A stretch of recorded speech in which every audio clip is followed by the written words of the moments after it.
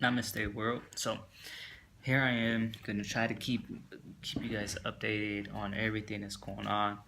Obviously, internet doesn't work as well as it does. You can just go anywhere and try to get some Wi-Fi and you're set. But try to keep you guys updated. Got a lot of stuff to catch up on, so I probably won't be posting all the time.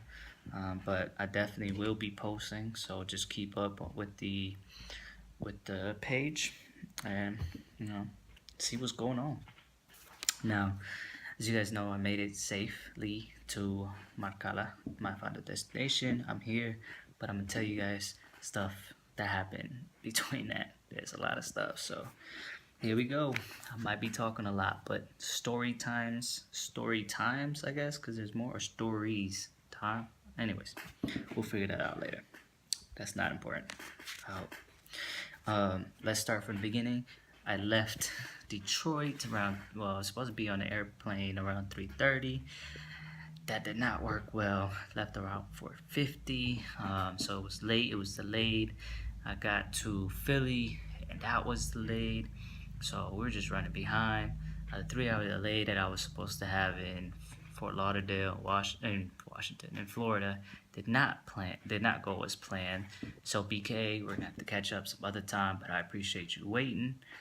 And because of that, I pretty much got to Fort Lauderdale around 10:30, and my next flight was leaving at 11:30. Now everything was closed, so I didn't get a chance to eat anything. You know, I got some like chips and Gatorade. I was like, whatever. I was just tired.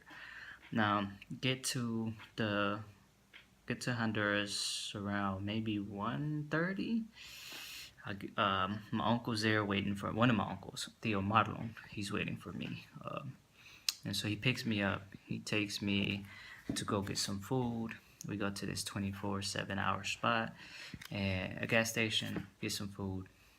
We eat baleadas, which is like my favorite, one of my favorite meals. We eat that, and then we start, we get into the car, right? And these guys, the construction workers, working at like 2 o'clock in the morning.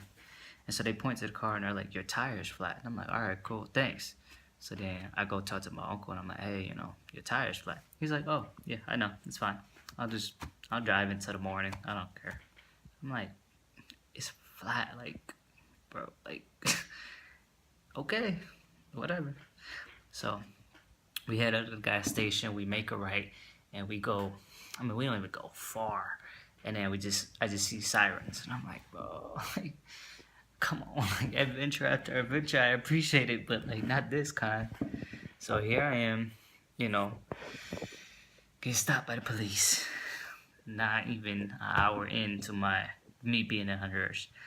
So they stop us. They ask him where he works. He gives them the ID. He works for the military. So they're kind of just like, okay, all right, no problem. Go ahead, you're okay. He tells me that a lot of people stop at the gas station. They drink, so that's why they just wait for him and they stop him. I was like, oh, okay, He's like, yeah, they start Thursday, but you should go all the way through Saturday. I'm like, whoa, okay. So takes me to where he's at. He's stationed kind of like at a base, and we go there. He drops me off. He shows me my room, and I'm trying to fall asleep around 3 o'clock. Now the roosters are going, and I'm like, come on, I just need some sleep. So I end up finally falling asleep. Excuse me. I wake up, get woken up actually by guys who are marching, and it's like 6:30 in the morning, and I'm like, oh, come on, I'm trying to go to sleep. So I don't end up going to sleep. I wake up, or I'm waiting for my uncle. My uncle shows up. We go get some breakfast, and then after that, we're waiting for my other uncle, Theo Samir, who's gonna actually be the one to take me to Honduras or to Marcala. So Theo Marlon's like, you know what, like, I gotta go to this thing. Come with me, follow me. Just come on, man. He takes me to this guy's office, right? And it's him and this other guy from the military. This guy has like this gun, like just, no problem, just walking around. I'm like, all right then. We stop in the office. We talk to this guy. My uncle's like slides of paper. And he's like, there's these two cars. We need the license. We need to know who's driving these two cars. And he shows him license plates. And that guy's like, I don't know.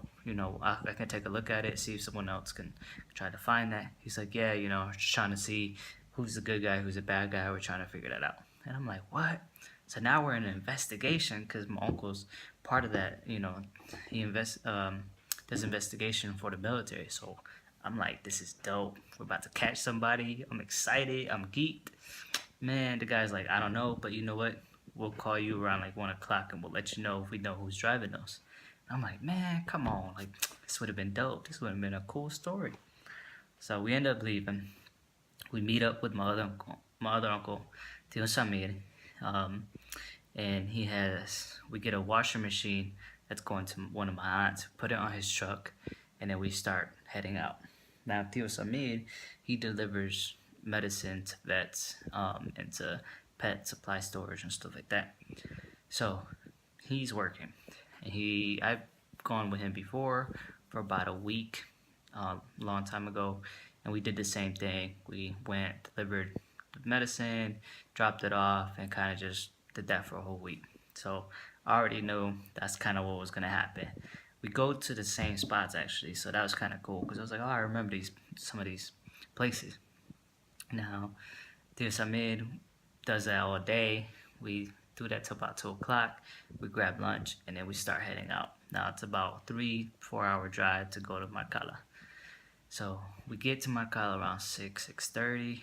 And then the family has a sign for me. My little cousins are coming hugging me. I'm like, that's pretty dope because I don't think that they would remember me, especially because they were so young. But it's pretty cool. It's pretty cool. I get to hang out with the family. Now, I wrote some stuff down, so that's why I'm looking down on paper to try to see if I can remember some stuff that I could tell you guys. I mean, there's some other stuff on here, but that's pretty much what it was. I got to see Poppy. Me and him got to hang out, kind of talk. It's kind of, I guess Poppy and I do this thing where we talk and we go to the door, garage door pretty much, and we kind of just talk for a few minutes, kind of just reflect on life, and it's pretty cool. That's kind of how it ended the first night being here. And then he went on his way, and I went to sleep.